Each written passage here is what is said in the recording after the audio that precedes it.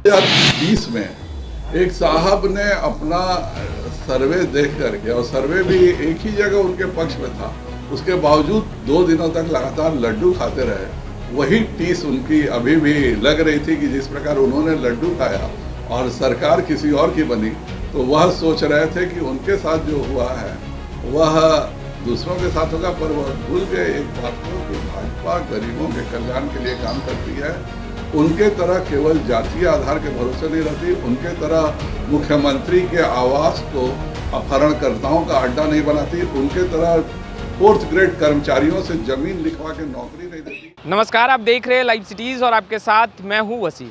देखिए 10 मार्च है। 10 मार्च तमाम राजनीतिक पार्टियों के लिए बहुत बड़ा दिन, क्योंकि 5 राज्यों के चुनाव के परिणाम के नतीजे आने वाले हैं और रुझान जो हैं वो आने लगे हैं। बीजेपी खेमे में खुशियों की लहर है, तो वहीं बीजेपी के बिहार प्रदेश अध्यक्ष संजय जायसवाल ने नेता प्रतिपक्ष तेजस्वी यादव और मुकेश सहनी पर जमकर निशाना साधा है। क्या कुछ कह रहे हैं, जरा आप वो सुनिए।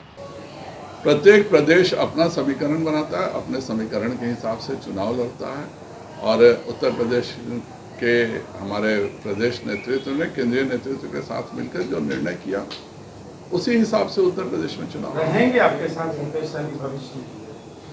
भारतीय जनता पार्टी में प्रत्येक प्रदेश में अलग अलग स्थितियां रहती हैं, और उस हिसाब से अपने सारे निर्णय प्रदेश अपना करता है। किसी दूसरे प्रदेश को एक अलग प्रदेश से जोड़ना भाजपा में ऐसे नहीं होता। अच्छा, 5 राज्यों के साथ जो रुझान आ रहे हैं, उसमें 4 में कहीं ना कहीं बीजेपी बहुत आगे निकल गई है, और विपक्ष लगातार ये कह रहा था कि जब रुझान आएंगे तो बीजेपी को पता चल जाएगा, जश्न बनाने की जो तैयारी कर रहे हैं और लड्डू खाने की, वो फीका पड़ जाएगा। उन्हें आज क्या कहेंगे? दिक्कत क्या है कि 2020 में एक साहब ने अपना सर्वे देख करके, और सर्वे भी एक ही जगह उनके पक्ष में था, उसके बावजूद 2 दिनों तक लगातार लड्डू खाते रहे।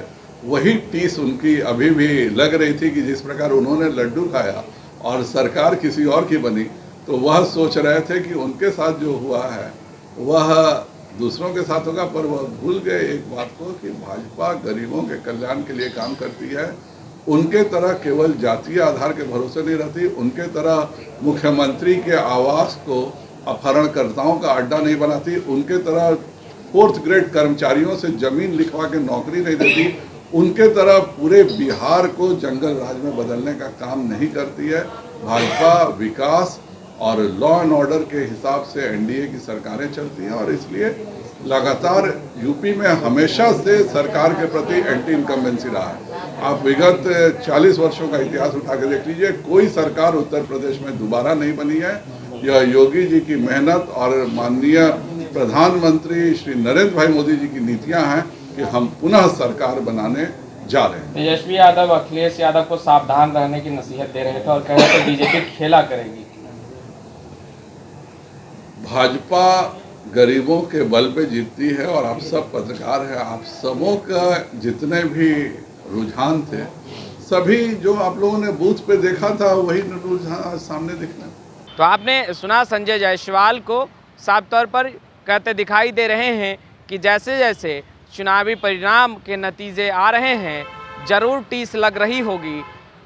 नेता प्रतिपक्ष तेजस्वी यादव को जमकर निशाना साध रहे थे, खरी खोटी सुना रहे थे। खैर, लाइव सिटीज़ के साथ बने रहें। अब तक आपने हमारे चैनल को सब्सक्राइब नहीं किया, तुरंत सब्सक्राइब कर ले। आपका बहुत बहुत शुक्रिया।